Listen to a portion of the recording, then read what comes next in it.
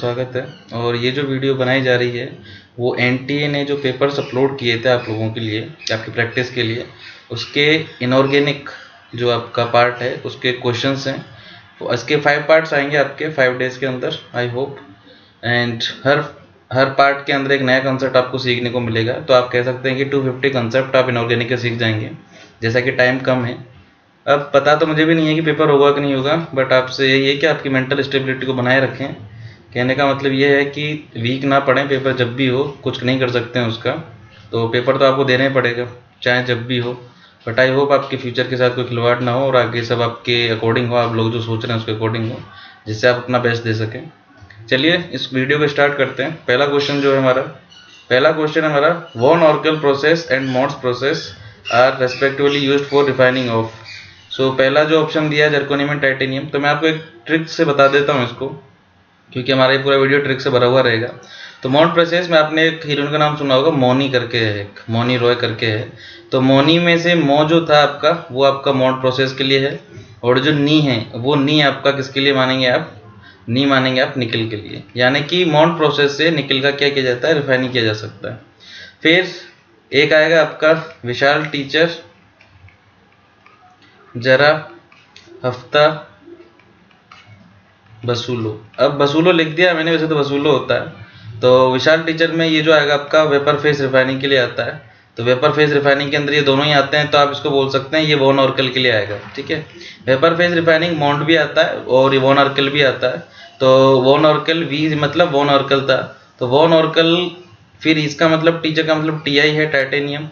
Zirconium, जरा का मतलब हफ्नियम, इसका मतलब हफ्ता का। और वसूलो मतलब बोरोन। यानी कि इनका आप क्या कर सकते हो? रिफाइन कर सकते हो with the help of one oracle. तो हमारा कौन कौन सा मैच कर गया? मॉन्ट के लिए निकल है और वॉन ऑर्कल के लिए जो आपने ऑप्शन देखेंगे तो टाइटेनियम दिया हुआ है। इसका मतलब सी आपका क्या है? Correct answer. अच्छा, मैंने आपको करेक्ट आंसर इसलिए लिए हैं इसके अंदर ताकि आपको ये आइडिया हो जाए, आपको ये पता चल जाए कि जो आंसर उन लोगों ने दिए हैं एनटीए वालों ने, वो और हमारे आंसर जो आ रहे हैं वो मैच कर रहे हैं कि नहीं कर रहे हैं। ठीक है, तो ये आपके पहले क्वेश्चन का आंसर था। Second, which statement among the following are correct? Cerium +3 is oxidising agent and colourless. तो कलरलेस तो होता है, ऑक्सीडाइजिंग एजेंट के लिए मैं बता देता हूँ। सीरियम +3, ये +3 ऑक्सीडेशन स्टेट शो करता है, तो इसके ऊपर तो जा नहीं सकता है, तो इसके नीचे ही जाएगा। सीरियम जो भी रखेगा, ये 0 रखो आप या जैसा भी। तो कुल मिला के अगर ये अपने आप को और ऑक्सीडेशन नंबर को नहीं बढ़ा सकता है तो कैसा बिहेव करेगा? ये ऑक्सीडाइजिंग एजेंट जैसा ही करेगा। आप इसको ऐसे समझिए, ऑक्सीडाइजिंग एजेंट मतलब जैसे एलआईसी का एजेंट होता है, दूसरों की एलआईसी करता है, वैसे ऑक्सीडाइजिंग एजेंट दूसरों को ऑक्सीडाइज करता है, खुद को रिड्यूस करता है। तो +3 0 में जा सकता है या इससे लोअर स्टेट के अंदर जा सकता है +3 से। लेकिन कलरलेस होता है, ये इन्फॉर्मेशन है, तो आप इसको याद रखिएगा। सेम ऐसे ल्यूटेशियम +3 भी कलरलेस होता है आपका। Actinoids exhibit a higher number of oxidation state than lanthanoid, ये भी ट्रू है। जो आपके एक्टिनोइड होते हैं वो +3 to +7 जा सकते हैं, लेकिन जो आपके लेंथेनोइड होते हैं वो +3 और +4 ही शो करते हैं, जिसके अंदर +3 कॉमन है, वो सब शो करेंगे +3, लेकिन +4 कुछ ही शो करते हैं लेंथेनोइड के अंदर। All 3D element gives hydrogen with 1 molar HCl, तो ये सही बात नहीं है। जैसे मैं कॉपर की बात करूं तो इसकी जो रिएक्टिविटी सीरीज के अंदर पोजीशन है वो हाइड्रोजन के नीचे है। इसका मतलब जो भी नीचे वाला होता है ऊपर वाले को डिस्प्लेस नहीं कर सकता है। गरीब आदमी अमीर आदमी को डिस्प्लेस नहीं कर सकता, आप ऐसे करके इसको याद रख सकते हैं। तो यहाँ पर ये जो कॉपर है वो हाइड्रोजन को डिस्प्लेस नहीं कर सकता, और ये भी डी ब्लॉक का एलिमेंट है 3D का। इसका मतलब सभी नहीं कर पाएंगे, लेकिन कुछ कर देते हैं, जैसे फेरस वगैरह कर देते हैं, क्योंकि ये हाइड्रोजन से ऊपर की तरफ आते हैं। ठीक है, अगर आपको रिएक्टिविटी सीरीज सीखनी है, उसकी ट्रिक वगैरह सीखनी है तो कमेंट में बता दीजिएगा, याद करने के लिए मैं ट्रिक बता दूंगा। जितनी इंपॉर्टेंस यहाँ पर इसके लिए होगी क्वेश्चंस के लिए, वो मैं बताता जाऊंगा। अगर अलग से कुछ सीखना है आपको तो उसके लिए आप कमेंट के अंदर अपना बता दें कि आपको क्या सीखना है। थर्ड क्वेश्चन की तरफ बढ़ते हैं। How many of the following nitrates of metal M decomposes on heating similar to as given below in scheme. मतलब इनमें से आपको ये बताना था कि आपका इन सबका मेटल नाइट्रेट होगा, जब आप उसको हीट करोगे तो वो कौन कौन से हैं जो आपको मेटल ऑक्साइड प्लस NO2 देंगे प्लस ऑक्सीजन देंगे। तो मैं आपको बता देता हूँ, इसके अंदर जो आपका फर्स्ट ए ग्रुप होता है, मतलब जो एल्कली मेटल्स होता है, उसमें केवल लिथियम ही होता है जो ये करता है। मतलब उसका जो नाइट्रेट होता है वो मेटल ऑक्साइड, नाइट्रोजन डाइऑक्साइड और ऑक्सीजन देता है। बाकी के सब क्या करते हैं, जैसे मैं KNO3 ले लेता हूँ तो वो रिएक्शन करके आपको KNO2 प्लस O2 देते हैं ऑन हीटिंग। ठीक है, तो कहने का मतलब क्या हुआ, लिथियम कहाँ से? फर्स्ट ए से, बाकी कोई नहीं शो करेगा ये वाली रिएक्शन, उनका नाइट्रेट मतलब कोई भी नाइट्रेट ये रिएक्शन शो नहीं करेगा। तो इसका मतलब क्या हुआ, सेकंड डे के सभी करते हैं, सेकंड डे जो होता है आपका उसका सभी करते हैं ये वाले रिएक्शंस जो उनके नाइट्रेट। इसका मतलब लिथियम करेगा, बेरिलियम करेगा, मैग्नीशियम करेगा, पोटेशियम नहीं करेगा क्योंकि फर्स्ट डे का है, कैल्शियम करेगा, स्ट्रोंशियम कर जाएगा, सोडियम नहीं करेगा, रूबिडियम भी नहीं करेगा, बेरियम कर जाएगा। तो टोटल कितने हो गए 6, और आंसर भी 6 दिया है, तो करेक्ट है आपका। ठीक है, next, the number of metal that show passivity with concentration HNO3। Passivity का मतलब होता है कोरोजन नहीं होना चाहिए वहां पर। ठीक है, कोरोजन मतलब जंग वगैरह नहीं लगनी चाहिए, जंग नहीं लगनी चाहिए। तो होता क्या है, मैं आपको एग्जांपल से समझाता हूँ। जैसे एल्यूमिनियम है, उसकी रिएक्शन जब आप HNO3 के साथ कराओगे तो आपको दिख रहा है HNO3 के ऊपर क्या चार्ज रहेगा, मतलब क्या इसकी ऑक्सीडेशन स्टेट रहेगी, +5। तो इसके ऊपर तो ये जा नहीं सकता है, तो ये क्या करेगा, इसको ऑक्सीडाइज करेगा और खुद को रिड्यूस, यानी कि ये कैसा एजेंट है, ऑक्सीडाइजिंग एजेंट है। तो इसको ऑक्सीडाइज करके क्या बनाता है, Al2O3। तो होता क्या है, जैसे ये में मेटल है तो इसके ऊपर जब आप कंसंट्रेशन HNO3 डालते हो तो ये जो एल्यूमिनियम है वो अपने ऊपर एक ऑक्साइड लेयर फॉर्म कर लेता है। अब ये ऑक्साइड लेयर एक बार जब फॉर्म हो गई तो क्या होता है, ये अंदर की मेटल है बच जाती है। इसका मतलब ये है कि जो ऑक्साइड की लेयर उसके ऊपर बनी है वो अगर कोई मॉइस्चर वगैरह आ रहा है तो उसको अंदर नहीं आने देता है, मतलब उसकी रिएक्शन एल्यूमिनियम से नहीं होने देता है, क्योंकि अगर एल्यूमिनियम से रिएक्शन हो गई तो वहां पर जंग लगने की चांसेस बढ़ जाते हैं। तो ऐसा कौन कौन होता है जो ये शो करता है, तो होता है आपका क्रोमियम, फेरस, निकेल और एल्यूमिनियम। तो ये 4 होते हैं जो ये शो करते हैं कंसंट्रेशन HNO3 के साथ। वो पहले अपनी एक ऑक्साइड की लेयर बनाते हैं, अपने आप को बचा लेते हैं दूसरे से। तो ऐसे करके आप क्या कर सकते हो, उनकी पैसिविटी मतलब उनको जंग से बचा सकते हो। ठीक है, next, the polarity of this and the polarity of this. तो इसके अंदर क्या है कि जो इलेक्ट्रोनेगेटिव होते हैं वो जाते हैं आपके एक्सियल के ऊपर। तो जैसे मैं फास्फोरस का बनाऊं तो क्या होगा, CF3 एक इधर, एक CF3 इधर, एक CF3 इधर, क्योंकि एक्सियल 2 ही होते हैं इसके अंदर, और ये आपका CH3 और ये आपका CH3। ये मैंने इसके लिए बनाया है। अच्छा, मतलब पहली तो हम इसका हाइब्रिडेशन की बात कर लें, तो हाइब्रिडेशन के हिसाब से देखोगे तो इसका हाइब्रिडेशन आएगा sp3d। तो sp3d होता है ऐसा आपका ट्राइगोनल बायपिरामिडल। ठीक है, बायपिरामिडल देख लेना है थोड़ा सा। ठीक है, ट्राइगोनल बायपिरामिडल, तो ये इसकी स्ट्रक्चर होती है। तो इसके हिसाब से क्या होगा, इसका इफेक्ट अगर मैं बात करूं, ये CF3 इस CF3 के इफेक्ट को काट देगा। मतलब अगर CF3 यहाँ इलेक्ट्रॉन खींच रहा था इस बॉन्ड के, और ये CF3 इस बॉन्ड के इलेक्ट्रॉन खींच रहा था, तो दोनों अगर यहाँ से चार्ज का सेपरेशन के हिसाब से μ1 है और μ2 है, तो μ1 और μ2 उन दोनों की वैल्यू सेम होगी और अपोजिट डायरेक्शन में होगी, तो नेट जो निकलेगा इन दोनों से 0 रहेगा। लेकिन CH3 और CF3 जहां पर क्योंकि अलग अलग हैं, तो इसका मतलब यह है कि अगर इन्होंने इलेक्ट्रॉन खींचे, जैसे कार्बन ने कुछ इलेक्ट्रॉन खींचे, यहाँ से कार्बन ने कुछ इलेक्ट्रॉन खींचे फॉर एग्जांपल, एक साथ समझिए आप। लेकिन यहाँ से जो CF3 इलेक्ट्रॉन खींचेगा, मतलब जो CF3 इलेक्ट्रॉन खींचेगा उसकी वजह से नेट जो होगा, मतलब इन दोनों का जो नेट है वो इसके नेट को नहीं काट पाएगा। यानी कि अगर मैं बोलता हूँ ये, अगर मैं आपको ऐसे बोलूँ कि ये μ3 है और ये μ4 है इनका नेट, तो आपका जो μ3 है वो इज नॉट इक्वल टू μ4 है। तो कहने का मतलब क्या हुआ, कहने का मतलब ये हुआ कि इसमें थोड़ा सा पोलर नेचर रह जाएगा। लेकिन वही बात करूं मैं इस वाले की, तो इस वाले को मैं कैसे बनाऊंगा, जो आपके ज्यादा इलेक्ट्रोनेगेटिव होंगे वो ऊपर एक्सियल पोजीशन पर रहेंगे, तो CF3 यहीं रहेगा, CF3 यहाँ, CH3 इधर, CH3 इधर और CH3 इधर। ठीक है, तो इसने इसके इफेक्ट को कैंसिल कर दिया, तो ये दोनों तो कैंसिल कर गए इफेक्ट को। वहीं सेम, क्योंकि ये आपका क्या है, ये वाली जो स्ट्रक्चर है वो क्या है आपकी, एक सिमेट्रिक स्ट्रक्चर है। ये क्या है, सिमेट्रिकल स्ट्रक्चर है। तो सिमेट्रिकल स्ट्रक्चर होने की वजह से जो इसका म्यू नेट आता है वो 0 आता है। ठीक है, आपने एक फिजिक्स के अंदर सीखी होगी ये सारी चीजें, आपको करना कुछ नहीं होता है। आपका जैसे इसने ये CH3 ऐसे बनाया है ना, CH3 इन्होंने ये बना दिया, तो आप क्या करेंगे, ये 120 डिग्री एंगल है।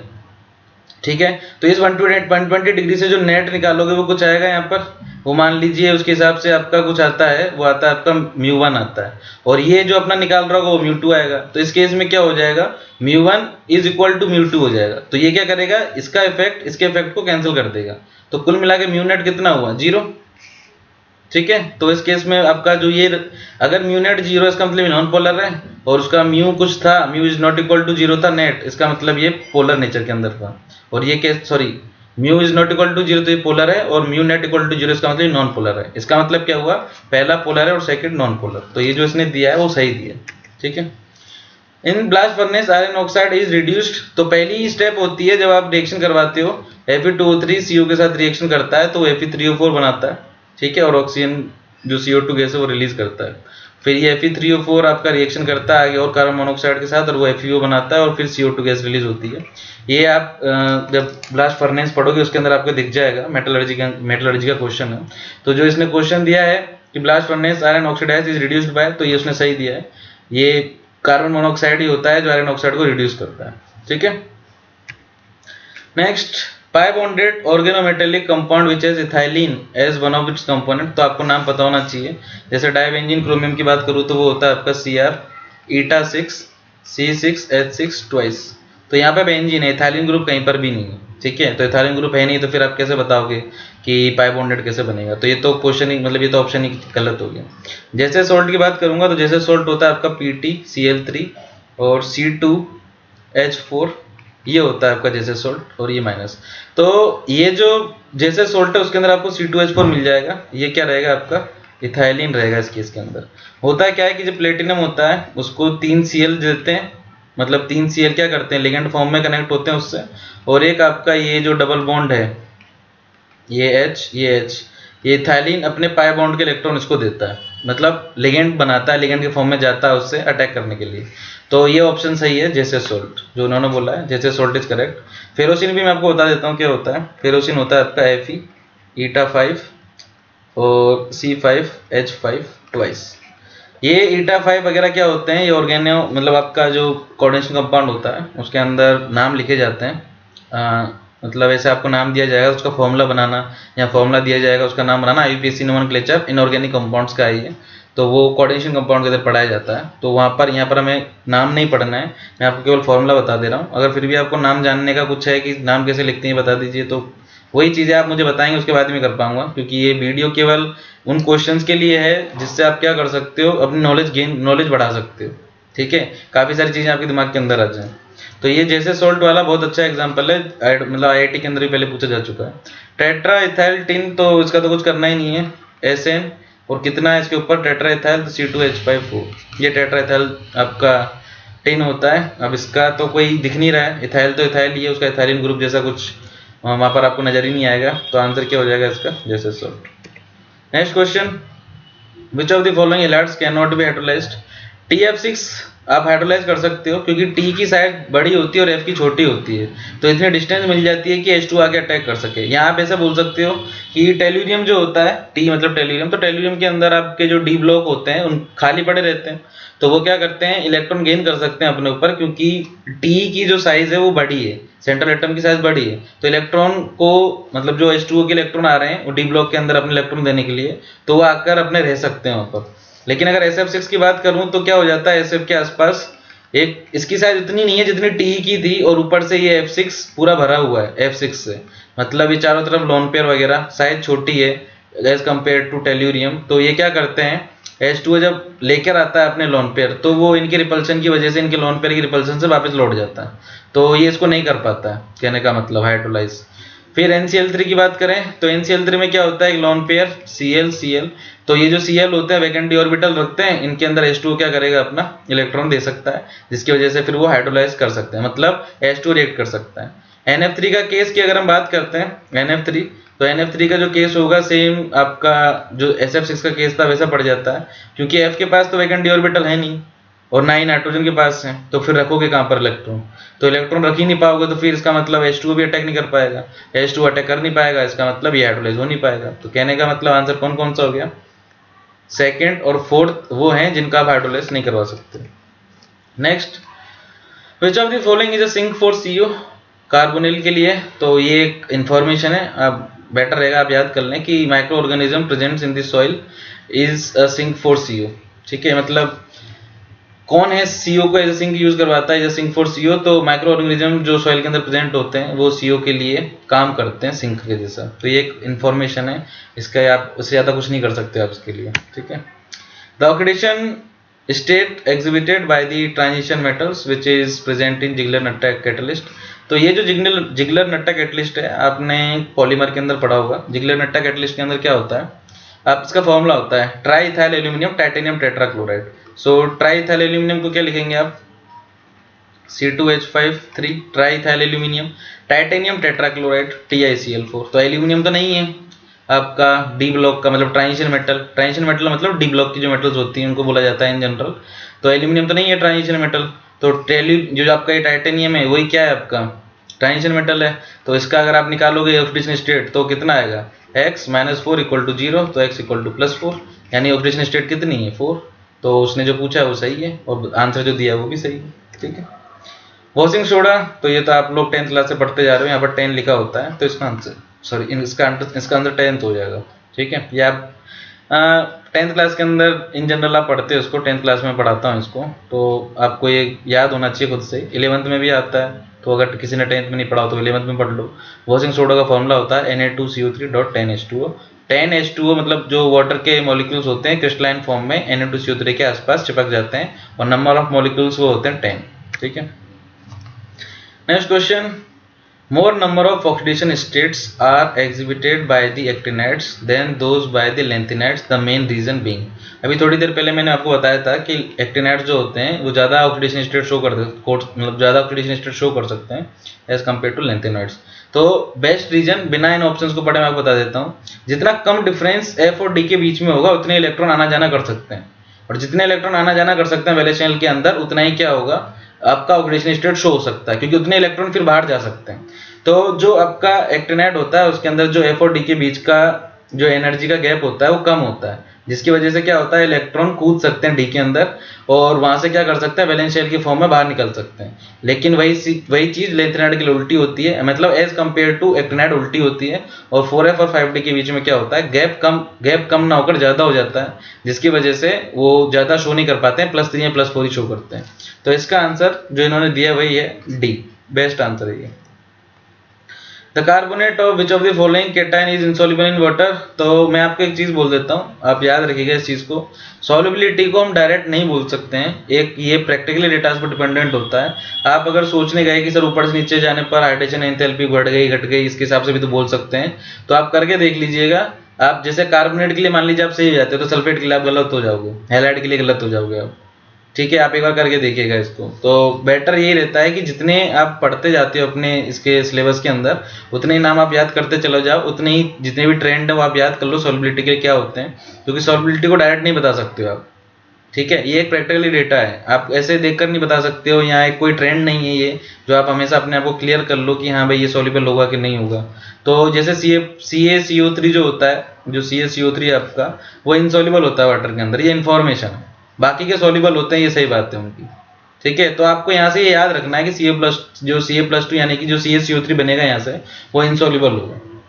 मैं आपको बोल रहा हूँ, इसका रीजन बता भी दूंगा मैं, तो उससे कोई फायदा नहीं है, क्योंकि अगले क्वेश्चन में वो गलत हो जाएगा, तो बेटर है इसको याद कर लें आप लोग। Pb and SN are extracted from their chief ore respectively. तो ये बिल्कुल सही बात है, जो PbS होता है आपका गैलेना, इसको गैलेना बोलते हैं, ये PbS ऑक्सीजन के साथ रिएक्शन करके पहले PbO2 बनाता है और साथ में SO2 गैस बाहर निकालता है, फिर यही PbS PbO2 के साथ रिएक्शन करता है और वहां पर Pb और SO2 को फिर वापस से गैस को बाहर करता है। तो होता क्या है इस केस के अंदर, PbS क्या होता है यहाँ पर आपका एक्सेस रिएजेंट होता है, ऑक्सीजन तो पहले खत्म हो गया यहाँ पर एक बार, और क्या बन गया PbO2 और SO2।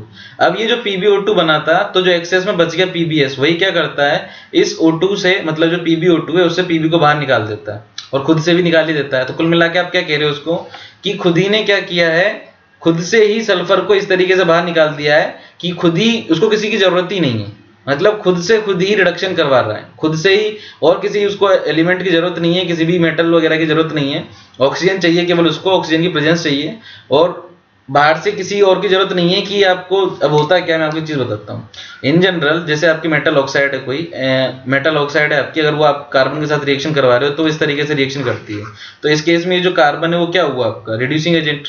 लेकिन इसमें क्या ऐसा कुछ है क्या, कोई रिड्यूसिंग एजेंट यूज नहीं हुआ है इसके अंदर, तो उसी को बोला जाता है, जिसके अंदर कोई रिड्यूसिंग एजेंट यूज नहीं हुआ है उसी को बोला जाता है कि वो क्या कर सकता है, अपने आप को सेल्फ रिड्यूस कर, मतलब सेल्फ रिडक्शन कर सकते हैं।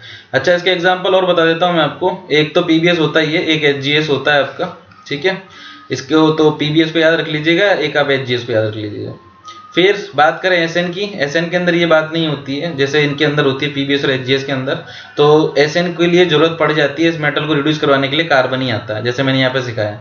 तो यहाँ पर जैसे आपका SN है तो ये SnO2 के फॉर्म में होगा, कार्बन आएगा और वो क्या करेगा यहाँ से आपके सिन को बाहर, मतलब SN को बाहर कर देगा और CO2 के फॉर्म में गैस को बाहर निकाल देगा। तो यहाँ पर क्या कर दिया आपने, इसको रिड्यूस कर दिया, पहले +4 में था, अब 0 में पहुंच गया, तो यहाँ पर कार्बन क्या हो गया आपका, reducing agent. Clear.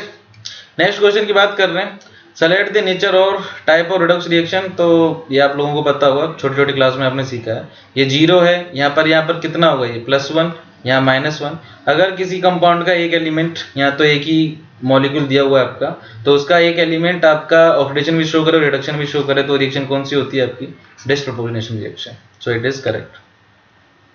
The product obtained from the following chemical reactions are respectively.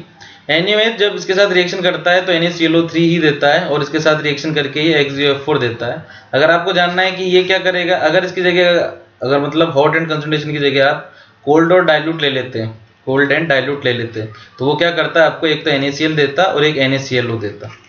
ठीक है, तो this is correct, it is also an informative question, तो इसको याद कर लीजिएगा। Which pair of the following chlorides do not impart color? तो आपको बता देता हूँ, जो फर्स्ट ए ग्रुप होता है उसमें तो सब कलर शो करते हैं, लेकिन सेकंड ए ग्रुप के अंदर जो बेरिलियम और मैग्नीशियम होते हैं वो कलर शो नहीं करते हैं। ठीक है, ये इन्फॉर्मेशन है। तो बेरिलियम मैग्नीशियम कलर नहीं शो करेंगे, बाकी के कट जाते हैं, बस बेरिलियम मैग्नीशियम कलर शो नहीं करते हैं, तो आंसर भी क्या हो जाएगा, बेरिलियम और मैग्नीशियम वाला हो जाएगा। ठीक है। Next question, the change in the oxidation state of the iodine when excess chlorine water is added to an iodide salt is। तो जब आप क्या करते हो, ऑक्सीडेशन स्टेट पूछिए उसने आपसे सॉल्ट के अंदर, तो IO3- एक सॉल्ट रहेगा, जब आप उसके Cl2 के साथ रिएक्शन करवाते हो, तो Cl2 के साथ जब रिएक्शन करवाओगे आपको, तो वो कन्वर्ट हो जाता है I- के अंदर। तो यहाँ पर क्या है आपका +5, 3 2 6, हाँ +5 है, और ये -1 है, तो चेंज अगर आप देखोगे तो 6 का चेंज आता है, तो ये सही आंसर है। अब आप बोलोगे सर ये कैसे पता चला, तो इसके लिए हम रिएक्शन पढ़ते हैं ब्लीचिंग पाउडर की। ब्लीचिंग पाउडर जो कहाँ पढ़ते हैं हम, टाइट्रेशन के अंदर। ठीक है, इतना टाइम नहीं है कि पूरा पढ़ा पाएँ आपको, तो आप याद रखिएगा कि जब IO3- Cl2 के साथ रिएक्शन करता है तो IO3- रिड्यूस हो जाता है I- के अंदर। ठीक है, आगे बढ़ते तो ये आंसर सही है आपका 6। इसके अंदर which of the following pair is expected to exhibit the same colour in solution. तो पहले क्या करें, इसका ऑक्सीडेशन स्टेट निकाल लें। ठीक है, सबका निकाल लीजिए, लेकिन क्योंकि करेक्ट आंसर है तो ज़्यादा टाइम बर्बाद ना करते हुए आपको मैं डायरेक्ट बता देता हूँ। जैसे इसका ऑक्सीडेशन स्टेट आप निकालोगे तो +2 आएगा, और इसका ऑक्सीडेशन स्टेट आप निकालोगे तो कैसे, -2 तो आपको कितना मिलेगा, +4। तो वेनेडियम कितना होता है, वो होता है आपका ऑर्गन 3d3 4s2। ठीक है, जब इसमें से आप +4 निकाल दोगे तो कितना बचेगा, वेनेडियम +4 कितना बचेगा, ऑर्गन 3d1। और जैसे CuCl2 है तो Cu+2 की मैं बात करता हूँ। पहले तो Cu की बात कर लेते हैं। Cu क्या होता है आपका, उसका electronic configuration organ 3d10 4s1। तो अगर आप इसमें से 2 इलेक्ट्रॉन बाहर निकाल देते हो तो क्या बनेगा, ये ऑर्गन 3d9, और बस 3d9 2 इलेक्ट्रॉन निकल गए। तो इसको अगर आप जमाओगे तो कैसे जमाओगे, इसको 5 है तो ये 1 इलेक्ट्रॉन यहाँ, और 9 वाले को कैसे लिखोगे आप, 1 2 3 4 5 6 7 8 9। तो ये इसके अंदर क्या, एक अनपेड इलेक्ट्रॉन है, इसके अंदर भी एक अनपेड इलेक्ट्रॉन है। तो जितने, देखिए पहली बात तो ये अनपेड इलेक्ट्रॉन होते हैं तो 99% चांसेस होते हैं कि वो कैसा होगा, आपका कलर वाला रखेगा।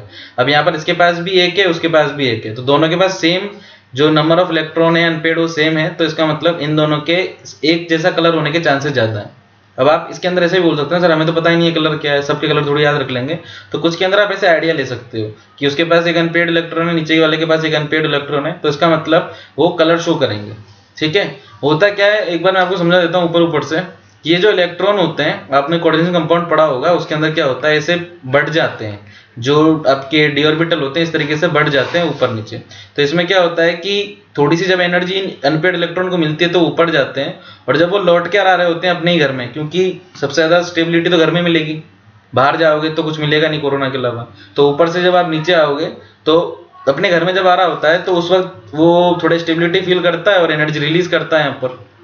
ठीक है, तो एनर्जी रिलीज करता है, तो उस एनर्जी का जो वेवलेंथ होती है वो अब आप उसको किससे देखो, उसको आप देखोगे किससे, तो उसके लिए विबग्योर बनाया हुआ है, तो आप वेवलेंथ देखो विबग्योर से कि किससे मैच करती है, उसी का वो कलर हो जाता है। तो इसके अंदर भी एक अनपेड इलेक्ट्रॉन है, इसके अंदर भी एक अनपेड इलेक्ट्रॉन है, तो देखा कि आसपास दोनों के अनपेड इलेक्ट्रॉन सेम है, तो जो कलर शो होने वाला है वो भी कैसे होने वाला है, लगभग सेम होगा।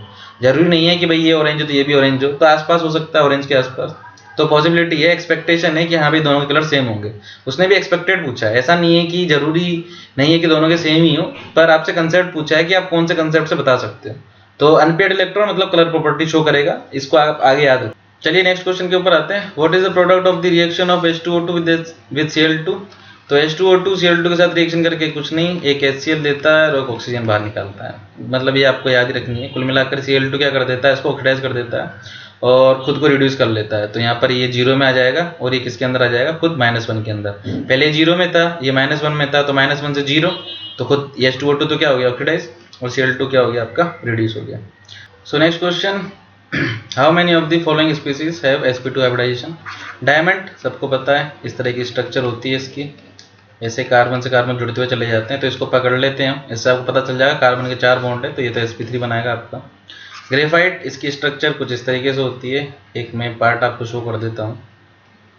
ये तो इसके अंदर क्या होता है, डबल बॉन्ड मिलते हैं हर जगह पर। तो इसके अंदर आपको कार्बन कैसे मिलेगा, sp3 नहीं मिलेगा कभी भी, इसका sp2 हाइब्रिडाइजेशन होता है। कार्बन 60 सेम ऐसा ग्रेफाइट जैसा होता है, उसके अंदर भी जो स्ट्रक्चर्स होती हैं उनके अंदर डबल बॉन्ड मिल जाता है। सेम से मेरा मतलब है कि ऐसे पाई बॉन्ड नजर आना ऐसे स्ट्रक्चर्स के अंदर। तो ग्रेफाइट शो कर सकता है sp2, ये भी शो कर सकता है। SiS3 इसकी बात करूं तो एक बार बना लेते हैं, क्या पता क्या बना है। तो SiS3 और ये SiS3। तो आपको ये नॉर्मल ऊपर से देखोगे तो ऐसा लगेगा कि ये sp3 होना चाहिए, बट इसके पास क्या होता है, वैकेंट डी है। तो वैकेंट डी मतलब क्या, यहाँ बैक बॉन्डिंग होने के चांसेस हैं। तो एक बार अगर ये बैक बॉन्डिंग हो गई, इलेक्ट्रॉन चले गए, तो उसको फिर हम हाइब्रिडाइजेशन के अंदर काउंट नहीं करेंगे।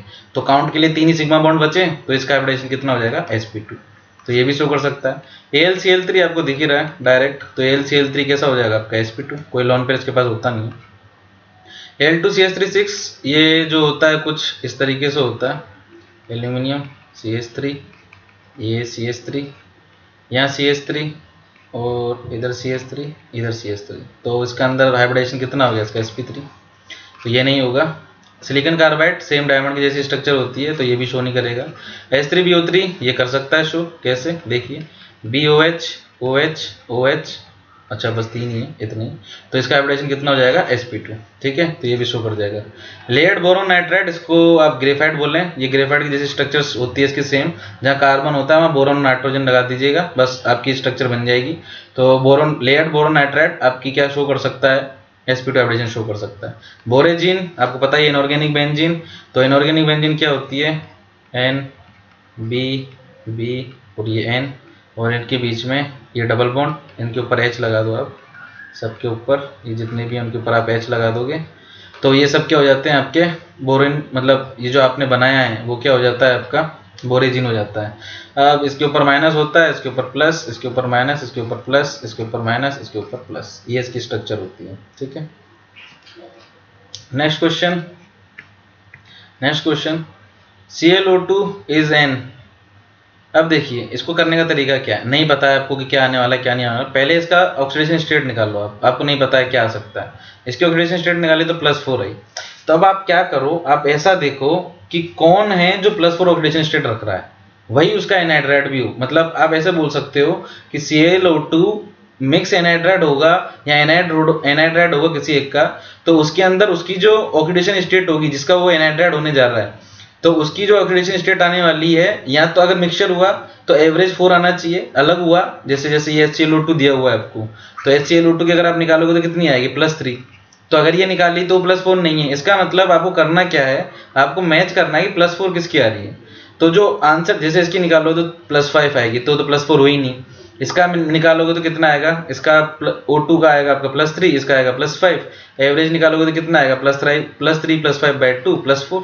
तो ये एक चांस है। और ये वाला क्या है आपका HClO3, इसका +5 और इसका कितना आएगा +7, तो 12/2 कितना होगा 6। तो ये तो हो ही नहीं सकता, तो आंसर क्या हो जाएगा C। तो ऐसे क्वेश्चंस को आप कैसे करें कि देखें, अगर अकेला हुआ कोई भी एनहाइड्राइड, किसी का अकेले का एनहाइड्राइड है ये, तो इसका मतलब उसका ऑक्सीडेशन स्टेट उससे मैच कर जाएगा। और अगर नहीं हुआ, मिक्स का है, तो फिर उन दोनों का एवरेज क्या करेगा, आपको ClO2 ऑक्सीडेशन नंबर देगा। इसलिए इसका आंसर C है। अब इसकी बात करते हैं, the correct statement of the isomerism associated with the following complex ions NiH2O5 NH3 2+, NiH2O4 NH3 2+, and this. So question है, A and B show only geometrical isomerism. A और किसकी बात की जा रही है, B की। तो A और B की अगर हम बात करते हैं तो उनका कहना है कि केवल ये ज्योमेट्रिकल आइसोमेरिज्म शो करेंगे। तो पहला तो जो ऑप्शन है आपका, इसके अगर मैं पेयर बनाता हूँ तो हम इसको कैसे लिखते हैं, M a5 B, +2। तो होने के लिए क्या है आपका कोऑर्डिनेशन नंबर 6 है इसका, तो कोऑर्डिनेशन नंबर 6 है तो क्या करेंगे हम इसके पेयर बनाएंगे 3। तो क्या हो सकता है ए हो सकता है, ए बी हो सकता है और ए हो सकता है। इसके अलावा और कोई तो पेयर पॉसिबल नहीं है, और पेयर पॉसिबल नहीं है इसका मतलब ज्योमेट्रिक आइसोमर में नहीं रखेगा। इस वाले की बात करूंगा तो मैं क्या रखेगा इसमें अगर आप देखोगे तो ये होगा आपका MA4 B2। तो इसके अगर आप पेयर बनाओगे तो आपको क्या क्या मिलेंगे AA BB ये मिल सकता है, और आपको एक मिल सकता है AB और AB। तो 2 पेयर मिल गए, तो ये क्या होंगे आपके GI शो करेंगे ज्योमेट्रिक आइसोमेरिज्म। इस वाले की बात करेंगे NiH2O3 NH3 तो MA3 B3। तो इसके पेयर बनाइए तो MAA ये AB रख सकता है, AB रख सकता है, या फिर AA BB AB sorry A ये रख सकता है। तो ये भी क्या शो कर रहा है आपका GI शो कर रहा है। तो क्वेश्चन है अगर हिसाब से देखा जाए A and B show geometrical and optical, तो भैया ये तो ज्योमेट्रिकली शो नहीं कर रहा, ऑप्टिकल कहाँ से शो करेगा। B and C show geometrical and optical, तो चांसेस नहीं है, B के पास चांस नहीं है ऑप्टिकल होने का। तो B अगर ऑप्टिकल नहीं रखेगा तो फिर ऑप्शन गलत हो जाएगा आपका।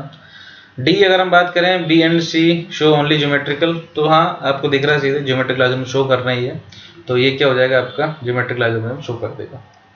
Next option NaClO is used as bleaching agent and stabilising agent. Stabilising agent का मतलब होता है उसके अंदर के जो बोली ऑर्गेनिजम्स वगैरह जो होते हैं माइक्रो ऑर्गेनिज्म वगैरह उनको बाहर निकालने का काम करता है। And it can be synthesised by the action of, तो आपको थोड़ी देर पहले मैंने बताया था कि डाइल्यूट NaOH Cl2 के साथ जब आप रिएक्शन करवाते हो तो एक तो NaCl मिलता है और एक मिलता है आपका NaClO। तो ये आपको मिल जाएगा, NaClO लिखा है NaOCl लिखो एक ही बात है, तो आंसर करेक्ट है ये, ठीक है। Which among the following elements have lowest value of I1? I1 मतलब पहला इलेक्ट्रॉन निकालते वक्त किसकी आयनेशन एंथैल्पी ज्यादा थी कम थी, ऐसा पूछ रहा है। इन जनरल अगर आप बात करते हो तो ऊपर से नीचे जब आप आते हो तो जो आयनेशन एंथैल्पी वो डिक्रीज होती है, लेकिन इसके अंदर वो लेंथेनाइड कॉन्ट्रैक्शन जैसा हुआ था, मतलब जो डी ब्लॉक होता है उसके अंदर लेंथेनाइड कॉन्ट्रैक्शन जैसा हो जाता है। तो होता क्या है इसके अंदर इन जनरल तो होता है ये ग्रुप ये इसका ग्रुप होता है, लेकिन लेंथेनाइड कॉन्ट्रैक्शन की वजह से उसका असर यहाँ तक भी दिखता है और ये पी भी चला जाता है ऊपर, SN आ जाता है नीचे। तो जस्ट रीजन है इसका लेंथेनाइड कॉन्ट्रैक्शन जिसकी वजह से पी भी ऊपर जाता है SN नीचे आता है। अदरवाइज पी भी की होनी चाहिए थी सबसे कम, क्योंकि ऊपर से नीचे जब आप आते हो तो आयनेशन एंथैल्पी क्या होती है डिक्रीज होती है। But because of lanthanoid contraction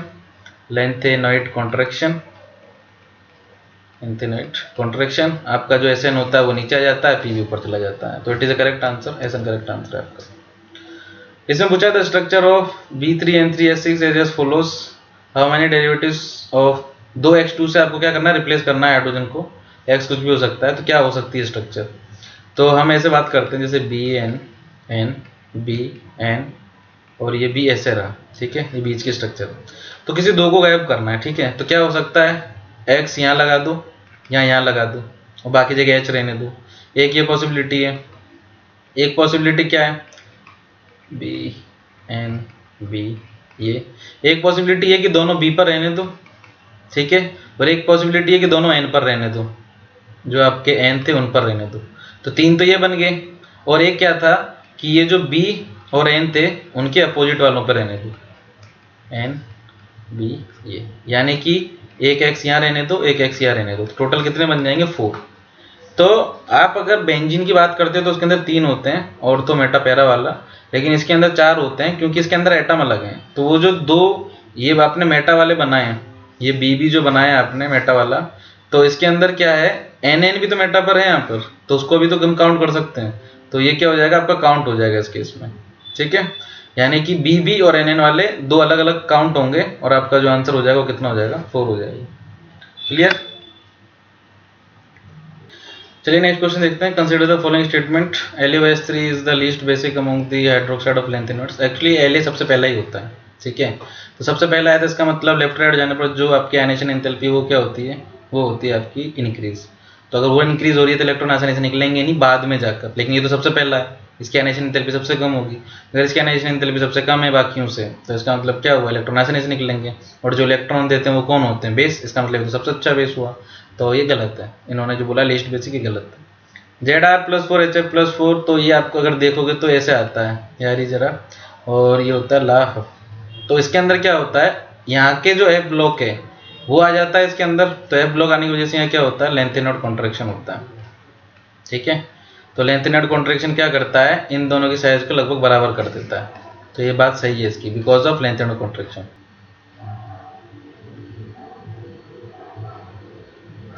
cerium +4 can act as an oxidising agent, तो सही बात है, क्योंकि जो लेंथ एंड होते हैं वो +4 के ऊपर शो ही नहीं करते हैं, तो दूसरे को ऑक्सीडाइज करके वो क्या करेगा, रिड्यूस ही करेगा अपने आप को। तो उसकी बात सही है कि वो as an oxidising agent behave कर सकता है, क्योंकि मैं आपको बता देता हूँ क्लियर, लेंथ नॉट +4 के ऊपर नहीं रखते अपनी ऑक्सीडेशन स्टेट, तो +4 के ऊपर ही जा नहीं सकता है। अगर ये +4 के ऊपर नहीं जा सकता, इसका मतलब क्या हुआ, ये कैसा बिहेव करेगा आपका, एज एन ऑक्सीडाइजिंग एजेंट, मतलब अभी रिड्यूस ही कर सकता है अपने आप को।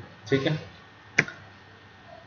Among the following the molecule with the highest dipole moment, तो ये सही बात है, जैसे जैसे आप Cl के नंबर बढ़ाते चले जाते हो डायपोल मोमेंट डिक्रीज होता चला जाता है। ये मैं आपको ट्रिक बता दे रहा हूँ इसकी, इसका तो 0 ही है। ठीक है, क्योंकि ये एक सिमेट्रिक स्ट्रक्चर है, और सिमेट्रिक स्ट्रक्चर के अंदर अगर सारे ग्रुप एक जैसे लगे होते हैं तो डायपोल मोमेंट 0 आता है। तो आंसर ये सही है, इसका आंसर ए होगा।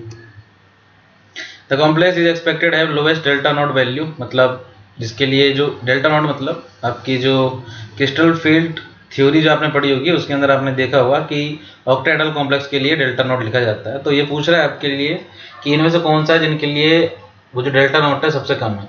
तो आपको एक चीज़ याद रखनी है, CO, CN, NH3 और EN ये स्ट्रॉन्ग फील्ड लिगेंड होते हैं। स्ट्रॉन्ग फील्ड लिगेंड मतलब काफ़ी स्पीड से आकर क्या करेंगे, अटैक करेंगे। तो जितने स्पीड से इनका अटैक होगा उतना ही ज़्यादा इनका क्या रहेगा, इफेक्ट, और जितना ज़्यादा इफेक्ट रहेगा उतना ज़्यादा क्या होता है, जो आप ग्रुप बनते हैं ना आपके, जैसे यहाँ क्या बनता है 3 और 2 का जो ग्रुप बनता है, इनके जो गैप होता है उसको डेल्टा नॉट बोलते हैं। तो जितने जितने स्पीड से आकर अटैक किया, मतलब जितना स्ट्रॉन्ग फील्ड लिगेंड होगा उतना ही गैप ये बढ़ता है। और F6 क्या है आपका, वीक फील्ड लिगेंड। ठीक है, अब अगर आप पूछना चाहो तो फ्लोरीन वीक फील्ड लिगेंड क्यों है, तो आपको पढ़ाया होगा कि F जो होता है उसकी सबसे ज़्यादा इलेक्ट्रोनेगेटिविटी होती है पूरी पीरियोडिक टेबल के अंदर। तो भाई जिसकी इलेक्ट्रोनेगेटिविटी सबसे ज़्यादा है तो इलेक्ट्रॉन देगा कहाँ से, तो इतनी जल्दी इलेक्ट्रॉन देगा नहीं, और इलेक्ट्रॉन देगा नहीं तो लिगेंड का नेचर शो नहीं करेगा। इसका मतलब ये वीक फील्ड लिगेंड के अंदर आता है, जितना वीक फील्ड लिगेंड होगा उतना ही गैप कम होगा, ये वाला ये जो आपने बनाया है। ठीक है, तो answer D is correct answer. Identify the correct decreasing order of the acidic strength. तो अगर इसकी बात करते हैं तो ये HClO है, और ये HBr और ये HIO है। तो इसमें सबकी ऑक्सीडेशन स्टेट सेम ही आएगी, लेकिन जब आप ऊपर से नीचे की तरफ जाते हो तो जो आयनाइजेशन एंथैल्पी होती है वो क्या करती है, डिक्रीज करती है। ठीक है, और जितनी आयनाइजेशन एंथैल्पी डिक्रीज करेगी इसका मतलब क्या होगा, उस केस में उसके बेसिक कैरेक्टर होने के चांस बढ़ जाते हैं, क्योंकि इलेक्ट्रॉन आसानी से दे सकेगा फिर वो। यानी कि जो पहला है आपका वो अच्छा एसिड है, फिर दूसरा उसके बाद एसिड होगा, फिर तीसरा। तो ये जो आंसर दिया है वो सही दिया है। ठीक है, विच of the following represents the incorrect order of properties, NaCl, MgCl2, LCl3, SiCl4 ionic character की बात कर रहा है वो। तो मैं आपको एक चीज़ क्लियर कर देता हूँ, SiCl4 जो होता है आपका कैसा रहता है, आपका ये मेटलॉइड्स के अंदर आ जाता है, सिलिकॉन। तो सिलिकॉन मेटलॉइड्स के अंदर आ जाता है, तो इन जनरल ये बनाता है तो कोऑर्डिनेशन कंपाउंड ही है। तो कोऑर्डिनेशन कंपाउंड अगर बनाएगा तो आयनिक कैरेक्टर कहाँ से रखेगा।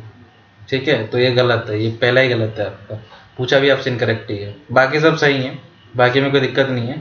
थर्मल स्टेबिलिटी की आप बात करोगे तो फजान रूल बोलता है कि ये बोलता है जितना ज़्यादा आयनिक कैरेक्टर होगा उतनी ज़्यादा आपकी क्या होगी, स्टेबिलिटी होगी उसकी। तो जितना जो आपका कैटायन है उसकी साइज छोटी होगी, जैसे मैं इस पर BeCO3 की बात करता हूँ तो यहाँ B+2 है, इधर Mg+2 है, इधर Ca+2 और फिर क्या है Sr+2। तो ऊपर से नीचे जब आप जाते हो तो जो आपकी साइज है वो बढ़ती है। ठीक है, जितनी ज़्यादा साइज बढ़ेगी उतना ही क्या होगा, ये अपना आयनिक कैरेक्टर शो करना ज़्यादा मतलब शुरू कर देगा। जितना ज़्यादा साइज कैटायन की होती है ज़्यादा, उतना ज़्यादा आयनिक कैरेक्टर होता है, और आयनिक कैरेक्टर जितना ज़्यादा बॉन्ड स्ट्रेंथ उतनी अच्छी, और जितनी अच्छी बॉन्ड स्ट्रेंथ उतनी अच्छा ही क्या बनाएंगे आपका thermal stability. LiH, NaH, KH, RBH, CH, तो इनकी ऑर्डर ऑफ थर्मल स्टेबिलिटी ये है। तो मैंने आपको पहले बताया ये एक्सेप्शन है, एक्सेप्शन के फॉर्म में याद रखिएगा। एक्सेप्शन इसलिए बोला मैंने क्योंकि अभी मैंने थोड़ी देर पहले आपको एक्सप्लेन किया कि साइज कैसे, साइज ऊपर से नीचे जाने पर बढ़ती है तो आयनिक कैरेक्टर बढ़ता है, और आयनिक कैरेक्टर बढ़ता है थर्मल स्टेबिलिटी बढ़ती है, लेकिन इस केस में तो उल्टा दिया है, तो ये एक्सेप्शन है आपका। ठीक है, इसको एज एन एक्सेप्शन याद रख लीजिए। KMnO4 इज ड्यू टू, तो मैं आपको क्या बोलता, colour of KMnO4 is due to, तो मेटल है और लिगेंड है। तो ऑप्शंस दिए हुए हैं पर मैं वो समझा देता हूँ क्लियर। ये MnO4 माइनस KMnO4 से क्या बनेगा, MnO4 माइनस, इसकी स्ट्रक्चर कैसे रहेगी, डबल बॉन्ड O, और ये O माइनस, तो इसके अंदर O माइनस क्या होता है, घूमता है, तो इसके अंदर क्या हो रहा है, चार्ज घूम रहा है। तो ये क्या है आपका, ये आपका लिगेंड है और ये मेटल है। तो लिगेंड क्या कर रहा है, मेटल की तरफ चार्ज ट्रांसफर। तो चार्ज ट्रांसफर की वजह से क्या होता है, इसके अंदर अब ये अपने कलर शो करते हैं। ठीक है, दो तरीके से कलर शो होता है, एक तो अनपेयर्ड इलेक्ट्रॉन और एक ये कि इसके अंदर ये चार्ज ट्रांसफर की प्रॉपर्टी है वो। तो ये चार्ज ट्रांसफर कर रहा है, जो आपका लिगेंड ऑक्सीजन मेटल की तरफ इलेक्ट्रॉन ट्रांसफर कर रहा है, मतलब चार्ज ट्रांसफर कर रहा है, जिसकी वजह से कलर शो करते हैं। तो D is the correct answer. Second ionisation potential value is lowest for so flow. आप अगर बात करोगे जब आप लेफ्ट टू राइट जाते हो तो आयनाइजेशन एंथैल्पी बढ़ती है। तो ऑक्सीजन फ्लोरीन से तो कोई कंपैरिजन नहीं है। सोडियम की अगर आप बात करोगे तो सोडियम आता है नीचे की तरफ। ठीक है, मतलब ऐसे आता है ये और यहाँ पर आता है आपका बेरिलियम और ये आता है मैग्नीशियम। तो सेकंड, ये तो आप यूँ मानिए कि जब सेकंड आयनाइजेशन की बारी आएगी तो ये तो पहले में क्या हुआ, ये Na+ बना और ये क्या बना आपका Mg+। ठीक है, तो ये Na+ बन के मतलब क्या कर दिया इसने, Na+ बनकर इसने कौन सा जो ऑक्टेट अपना कंप्लीट कर लिया। यानी कि अब कैसा इनर्ट गैस जैसा बिहेवियर है, और ये इनर्ट गैस जैसा बिहेवियर शो करना चाहता है, क्योंकि जैसे एक और इलेक्ट्रॉन दे देगा Mg+2 बना लेगा तो इनर्ट गैस जैसा बिहेवियर बन जाएगा इसका। तो ये तो सबसे जल्दी देगा, और जिसने जितनी जल्दी इलेक्ट्रॉन दे दिए उतना ही उसका क्या होता है, आयनाइजेशन पोटेंशियल कम होता है। तो ये क्या होता है आपका B is the correct answer. Next, metal which can be extracted from all the 3 dolomite, magnesite and carnallite. तो मैं आपको देता हूँ पहले तो डोलोमाइट क्या होता है। डोलोमाइट होता है आपका, ये जो डोलोमाइट ये होता है आपका MgCO3.CaCO3। मैग्नेसाइट क्या होता है, वो आपका MgCO3 होता है। और कार्नेलाइट क्या होता है, कार्नेलाइट होता है आपका KCl.MgCl2.6s2। ठीक है, तो इन सब के अंदर मैग्नीशियम कॉमन है, इसका मतलब ये क्या करने के काम आता है, मैग्नीशियम को एक्सट्रैक्ट करने के काम आता है। विच of the following process involve smelting. तो जब आप पढ़ोगे ब्लास्टिक फर्नेस तो उसके अंदर आपको ये रिएक्शन नजर आ जाएगी और इसी को स्मेल्टिंग बोला जाता है। ठीक है, ये एक इन्फॉर्मेशन है। इसमें बोला the number of sigma and pi bond total CaCO2 के अंदर, तो ये क्या होगा C2-2, तो वो होता है इस तरीके से। तो अगर इसके अंदर काउंट करेगा तो एक सिग्मा है और दो क्या है पाई, तो आंसर क्या हो जाएगा 3। इजी क्वेश्चन था। फिर अगला क्वेश्चन लिस्ट 1 लिस्ट 2 दी गई है। ऑक्साइड और फेल्डस्पार के बारे में अगर आप बात करते हो तो ये जो फेल्डस्पार होता है वो एल्यूमिनियम का होता है। ठीक है, ये फेल्डस्पार एल्यूमिनियम रखता है अपने पास, तो एल्यूमिनियम की ओर बोल सकते हो। बेराइट्स की आप बात करोगे तो BaSO4 होते हैं। फ्लोरस्पार की अगर आप बात करोगे तो आपका CF2 होता है। ये गैलेना PbS होता है। कोरिंडम Al2O3 होता है, Al2O3 मिलाने थे। ऑक्साइड और, तो ऑक्साइड और के हिसाब से बात करोगे तो ए के लिए क्या जा रहा है Al2O3, तो ए के साथ मतलब P है यहाँ पर, सॉरी ए नहीं है क्योंकि इनके ऑप्शन आप देखिए, अब वो जगह नहीं थी, मतलब इतनी स्क्रीनशॉट आ पाया। तो ये P है आपका, तो P क्या शो करेगा, कोरिंडम, मतलब इसके पास ऑक्साइड एल्यूमिनियम ऑक्साइड जो आपका दिया हुआ है वो। फिर क्यू की बात करेंगे सल्फाइड और, तो सल्फाइड और कौन रखेगा PbS, वो कौन सा गैलेना D, इसका मतलब क्यू का D। फिर सल्फेट और किसके पास है, बायराइट्स के पास, तो सल्फेट और चला जाएगा बायराइट्स के पास। तो आंसर क्या दे रखा है B, that is also correct. Halide और किसके पास है, CF2 फ्लोरस्पार के पास, तो इसके पास चला जाएगा, ये ऐसे कैसा रह जाएगा। तो ऑप्शन जो इन्होंने दिया वो सही दिया है, D is the correct option. अगला, number of oxygen atom shared पर SiO4 tetrahedral in single chain silicate. तो मैं आपको सिलिकेट की स्ट्रक्चर बताता हूँ, ये ऐसी होती है, ये आपका क्या होता है, सिलिकेट होता है, ये होता है आपका सिलिकेट। ठीक है, अब उन्होंने बोला है सिंगल चेन, तो सिंगल चेन जब बनती है तो ऐसे आता है वो इस तरीके से, ये दो सिलिकेट की यूनिट होगी। तो आप देखो ये एक ऑक्सीजन एटम कितने में शेयर है, एक सिलिकेट, ये क्या हो गई आपकी SiO4-4, और ये क्या हो गई एक दूसरी SiO4-4, यानी कि ये ऑक्सीजन एटम कितने के बीच में है, 2 के बीच में। तो इसका आंसर क्या हो जाएगा 2। Next, how many complex among the following are paramagnetic. तो आप क्या करें, सबसे पहले इनके ऑक्सीडेशन स्टेट निकाल लें, Mn, Cr, Co, vanadium, nickel, Ni, इधर भी निकल के निकाल लें। बट एक चीज याद रखिएगा आप इसके अंदर कि CO, Cn, NH3 और En ये हैं स्ट्रॉन्ग फील्ड लिगेंड। मैं हिंट दे रहा हूँ, इसकी पूरा सोल्व नहीं कर पाएंगे यहाँ पर, तो मैं आपको हिंट दे रहा हूँ कि ये क्या स्ट्रॉन्ग फील्ड लिगेंड है। जैसे फॉर एग्जांपल आपने Na+2 के लिए निकाला, Na+2 के लिए क्या निकाला, 1 1 2 3 4 5, तो Na+2 का क्या, वैसे Na का क्या होता है, वो होता है आपका 3d8 4s2। तो Na+2 का क्या होगा, ओनली 3d8, तो इलेक्ट्रॉन भर दीजिए, कैसे भरोगे, 1 2 3 4 5 6 7 और 8, तो ये दो अनपेयर्ड हो गए। लेकिन अगर इस निकल के साथ इनमें से कोई भी एक प्रेजेंट हुआ तो ये दो पेयर कर लेते हैं, स्ट्रॉन्ग फील्ड लिगेंड क्या करवाते हैं, पेयरिंग करवा देते हैं। तो ये बनेगा क्या आपका, ये बनेगा आपका ये, यानी कि जो अनपेयर्ड थे उन्होंने भी पेयरिंग कर ली। लेकिन अगर Na+2 के साथ इनमें से कोई भी नहीं है तो वो जैसे थे वैसे के वैसे पड़े रहेंगे, यानी कि अनपेड इलेक्ट्रॉन रखेंगे। तो ये आपके लिए होमवर्क टाइप का हो जाएगा कि आप इसको अंदर कैलकुलेट करें, कैलकुलेट करके मुझे बताएं कि कौन सी पॉसिबिलिटी इसके अंदर है, पैरामैग्नेटिक होगा कि नहीं होगा। हिंट मैंने आपको दे दी है, कमेंट सेक्शन के अंदर आप इसका बताइएगा कि ये आपका आया है कि नहीं आया है, और अगर नहीं आता उसके बाद भी आपको, तो फिर मैं आपको ही बता दूंगा, ठीक है, अलग से एक और वीडियो इस पर बना देंगे।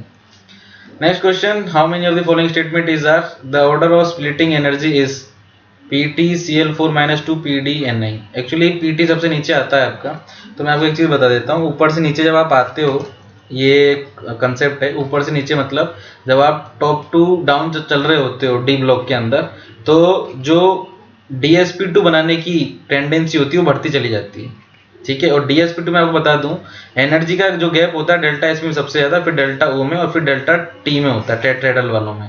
इसका मतलब ये कैसा रख रहा होगा आपका sp जैसा, और ये कैसा रख रहा होगा O नोट जैसा, और ये कैसा रख रहा होगा T जैसा। तो मेरा कहने का मतलब ये है कि ऊपर से नीचे जाने पर अगर DsP2 बनाने की टेंडेंसी बढ़ती जा रही है, इसका मतलब एनर्जी का गैप उतना बढ़ता जा रहा है। तो ये इन्होंने सही लिखा है, ठीक है। NiCO4 is diamagnetic whereas NiH2O6 2+ is paramagnetic. तो NiH2CO4 की अगर बात कर NiCO4 की अगर बात करेंगे तो क्या होगा, Ni यहाँ पर 3D8 4s2 होता है, कार्बोनिल न्यूट्रल है तो चार्ज, इसका ऑक्सीडेशन स्टेट भी 0 ही आएगा।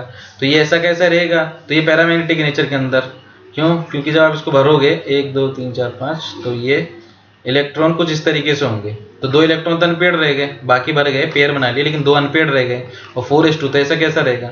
और जो आपका CO है वो कैसा होता है, लेकिन एक चीज़ और, हाँ एक चीज़ और, कि CO कैसा है आपका, स्ट्रॉन्ग फील्ड लिगेंड है, तो इसकी पेयरिंग करवा देगा, ये जरूर सही बात है। ये पेयरिंग करवा के क्या करेंगे, ये बना लेंगे, ये क्यों भर गया, ये इलेक्ट्रॉन भी इसके अंदर ही आ जाते हैं।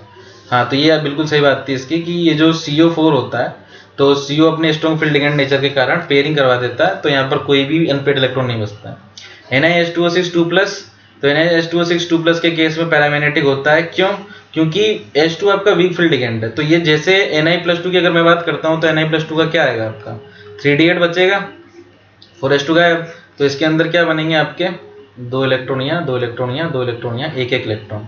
तो अब ये आपका स्ट्रॉन्ग फील्ड लिगेंड तो नहीं है, तो स्ट्रॉन्ग फील्ड लिगेंड ना होने की वजह से क्या होगा, यहाँ पर आपका केवल ये इतना सा ही शो कर पाएगा, ठीक है। नेक्स्ट क्वेश्चन के अंदर क्या है, NiCN4 2- DsP2 hybridised and paramagnetic.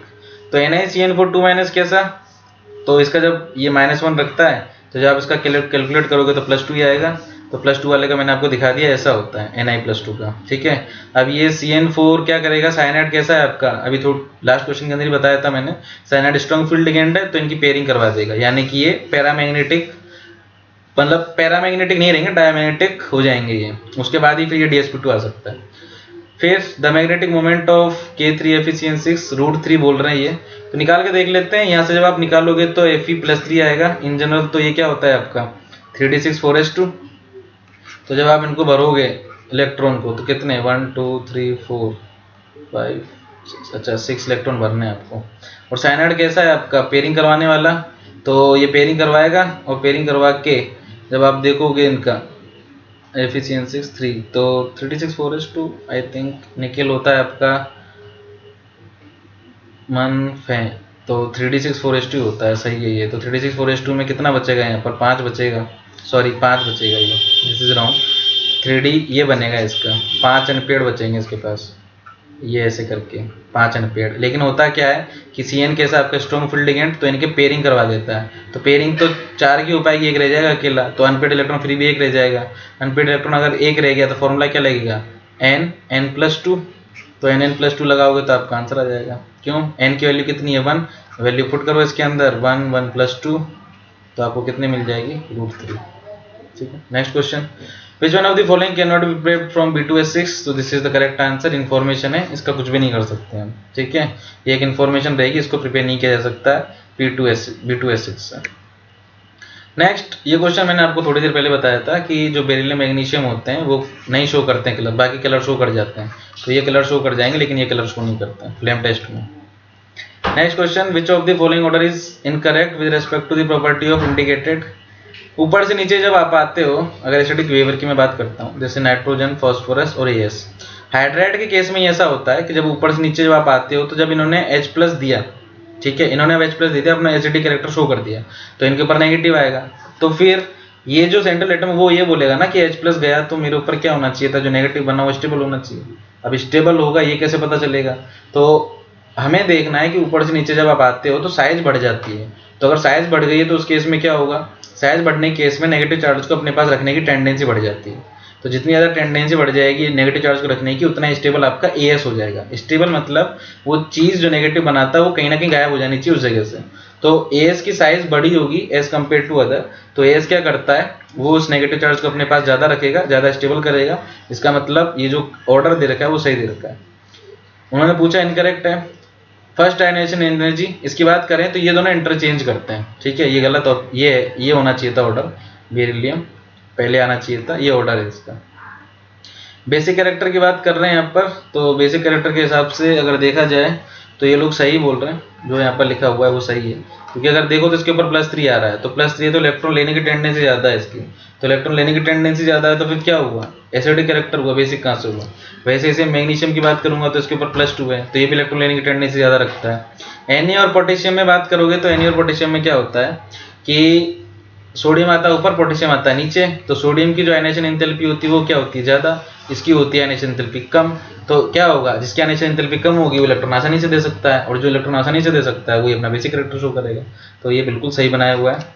और नीचे वाला इसमें तो कोई दोहरा ही नहीं है, ऊपर से नीचे जब आप जाते हो तो जो रेडियस होती है वो बढ़ती है, फिर चाहे वो आयनिक हो चाहे नॉर्मल।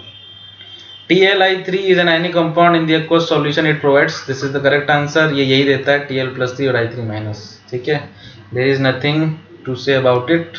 आप सोच सकते हो कि आपके दिमाग में आ सकता है कि ये Tl+3 और I- बना ले, लेकिन मैं आपको एक चीज़ क्लियर कर देता हूँ कि ऊपर से नीचे जब आप आते हो तो 13th, 14th और 15th ग्रुप के अंदर कौन सा लगता है, एक था आपका इनर्ट पेयर इफेक्ट, एक इफेक्ट जो लगता है वो था इनर्ट पेयर इफेक्ट। तो नीचे के जो दो होते हैं वो अपने शो तो क्या करने चाहिए थे, देखिए ये होती है ये, तो टेल्यूरियम आता है यहाँ पर, तो आप ये बोल सकते थे कि इनके जो वैलेंस शेल थे उसके अंदर 3 इलेक्ट्रॉन थे, तो ये 3 इलेक्ट्रॉन शो मतलब +3 शो करना चाहिए था इसको, लेकिन इनर्ट पेयर इफेक्ट के कारण इसके जो +1 ऑक्सीडेशन स्टेट होती है वो ज़्यादा स्टेबल होती है और इसके कंपाउंड +1 में ज़्यादा मिलते हैं, इसलिए इसने क्वेश्चन ही उससे इनर्ट पेयर इफेक्ट से पूछा है आपसे, ठीक है। तो आप सोच सकते थे कि यहाँ एक बार के लिए Tl+3, लेकिन मैंने आपको बोला वो अनस्टेबल है, इसलिए वो क्या बनाता है, केवल पॉजिटिव। अगर इसने पॉजिटिव बनाया तो पास वाला क्या बनाएगा, नेगेटिव। सो ये आंसर सही है आपका, ठीक है। Next question, electrolytic reduction of alumina is aluminium by होल्ड-अराउंड process is carried out. So the question is given like this. तो ये तो आपको याद करने वाला क्वेश्चन हो गया, इसमें कुछ नहीं है, ये जो लाइन लिखी हुई है एज इट इज आपके होल्ड-अराउंड प्रोसेस के अंदर लिखी होगी, आप वहां से पढ़ लेना, उसने सही आंसर दिया हुआ है कि in presence of cryolite which forms a melt with lower melting temperature, this is correct, ठीक है। इसमें से कुछ समझाने जैसा नहीं है, बस एक प्रोसेस है, उसी का ही आंसर है, उसके अंदर आपको नजर आ जाएगा ये। How many geometrical isomers are found by this, तो आप क्या लिखेंगे, ऐसे लिखो इसको MABCD। तो अब आपको क्या करना है, आपको इन ABCD के पेयर बनाने, मेटल तो कहीं नहीं जा रही है आपकी भागकर, तो ABCD के पेयर बनाने, कितने बना सकते हो, तो क्या क्या, अब यहाँ पर क्या है आपका कोऑर्डिनेशन नंबर 4 है, तो पेयर कितने बनेंगे, 2 ही बन मतलब पेयर कितने बनेंगे, 2 ही बनेंगे। तो एक तो AB बन सकता है, CD बन सकता है, AC बन सकता है, BD बन सकता है, और एक क्या बन सकता है, AD और BC। इन तीनों के अलावा कोई पॉसिबल नहीं है, तो आंसर भी क्या हो जाएगा, 3, ठीक है। The compound A on heating, question जो आपको दिया गया है, the compound A on heating gives a colorless gas and a residue that is dissolved in water to obtain B. Excess of CO2 is bubbled through aqueous solution of B. C is found which is recovered in the solid form. Solid C on gentle heating gives back A. The compound is, देखिए मुझे पता है इसलिए मैं आपको direct बता देता हूँ कि CaCO3 क्या होता है, जब आप हीट करते हो तो वो देता है CO + CO2, तो ये आपका रेजिड्यू है, ठीक है, और ये गैस है आपकी। आगे क्या होगा, जब आपका CO होता है वो H2 के साथ रिएक्शन करके एक बेस बनाता है, जो कि वो क्या होता है, COH2, और इसके अंदर जब आप CO2 गैस पास करते हो तो ये आपका बनाता है COH CO3 2। फिर अगर आपने इसको हीट कर दिया तो वापस आपको CO3 दे देता है, तो ये भी A था, ये भी A था, तो आंसर क्या हो जाएगा आपका A, this is correct. Next, how many among the following can exhibit linkage isomerism, इसमें तो कुछ है ही नहीं ऐसा। लिंकेज आइसोमेरिज्म कौन शो करता है, जैसे HCN है वो NCS बना सकता है, NO2 है वो NO बना सकता है, CN है वो NC भी कर सकता है शो। दोनों के फॉर्मूले सेम ही है, लेकिन जो इलेक्ट्रॉन डोनेट करने वाली टेंडेंसी वो अलग अलग है, किसी में कार्बन, जैसे इसके अंदर कार्बन करता है, इसके अंदर नाइट्रोजन करता है। तो इस वाले केस के हिसाब से क्या हो जाएगा, आपको ऐसे ऐसे ही कुछ ग्रुप ढूंढने हैं आपका। तो इसके अंदर तो ऐसा कोई भी नहीं है, इसके अंदर SCN है तो ये शो कर सकता है लिंकेज आइसोमेरिज्म। लिंकेज मतलब जुड़ने के तरीके, कंपाउंड तो वही रहेगा आपका, जैसे SCN है तो SCN ही रहेगा, लेकिन जुड़ने का तरीका उसका अलग होगा, तो वो ये कर सकता है। SCN की जगह NCS भी आ सकता है यहाँ पर, H2O में है नहीं, C2O4 भी नहीं कर सकता, NO2ONO रख सकता है तो ये भी शो कर सकता है। दिस तो आंसर 2 हो जाएगा। मैंने टैली किया उसको, कोई दिक्कत नहीं है, इसका आंसर 2 ही दिया हुआ है, तो ये चीज़ correct. The in curing cement plasters water is sprinkled from time to time, this helps in. आप लोगों ने देखिए कुछ के तो घर बन चुके थे, लेकिन कईयों ने घर बनते हुए देखा होगा। तो घर बनते हुए देखा तो उन्होंने देखा होगा एक चीज़ कि वो लोग पानी डालते हैं। तो पानी डालने का केवल एक रीज़न होता है कि जो उन्होंने सीमेंट बनाया, सीमेंट जो उन्होंने चिना है, मतलब जो दीवार उन्होंने बनाई है, वो चाहते हैं कि वो सीमेंट इस तरीके से मतलब सॉलिड हो जाए कि उनके बीच का कुछ गैप रह गया हो तो वो गैप कम हो जाए। तो उसके लिए वो क्या करते हैं, टाइम टू टाइम क्या करते हैं, उनको पानी देते रहते हैं, यानी कि developing interlocking needle like crystals of hydrates liquids. करते क्या है, वो इंटरलॉकिंग करते हैं, मतलब वो कोशिश करते हैं कि जो आपका सीमेंट बना है वो क्या हो सके, और ज़्यादा कठोर हो सके और ज़्यादा टफ हो सके। वो तभी हो सकता है जब उनके अंदर की जो बॉन्ड है वो ज़्यादा अच्छा हो। जितने ज़्यादा फोर्स ऑफ अट्रैक्शन अंदर की तरफ होंगे उतना ज़्यादा क्या होगा आपका ये मजबूत बनेगा। तो इसलिए वो क्या करते हैं, टाइम टू टाइम उसको पानी देते रहते हैं। I hope this is all for today. And देख लीजिएगा, आपको अगर किसी पर्टिकुलर चीज़ को या कंसेप्ट को सीखना है कि सर ये कैसे आया, अगर आपको वो सीखना है तो आप बता सकते हैं मुझे, इसकी कोई दिक्कत नहीं है, बताने में आपको बता दूंगा। बट उसके लिए आपको बताना ज़रूरी है मुझे। अब मुझे कैसे पता चलेगा, तो आप कमेंट में अपने कमेंट दें कि सर इसके ऊपर मुझे वीडियो चाहिए, कि मुझे ये आप MA, कई होते हैं, हो सकता है आप में से कई हों जो मैं ये MABCD लिख रहा हूँ नहीं पता हो, तो इसके ये GI और OI पता लगाने के लिए इसके ऊपर काफ़ी सारे ट्रिक्स हैं। अगर आपको वो जाननी है तो आप कमेंट्स के अंदर बताएं कि इसके ऊपर मैं वीडियो बनाऊँ, तो उसके अंदर मैं आपको समझा दूंगा। सबसे ईजी है, क्वेश्चन भी सबसे ज़्यादा इससे पूछे जाते हैं कोऑर्डिनेशन कंपाउंड के अंदर, ठीक है, सबसे ईजी है पर ये। तो आप मुझे कमेंट के अंदर बता दें आपको चाहिए कि नहीं। बाकी तब तक के लिए टेक केयर। आप बस अपने आप की जो मेंटल हेल्थ है उसको बनाए रखें, which is very important for any people. चलिए बाय, टेक केयर।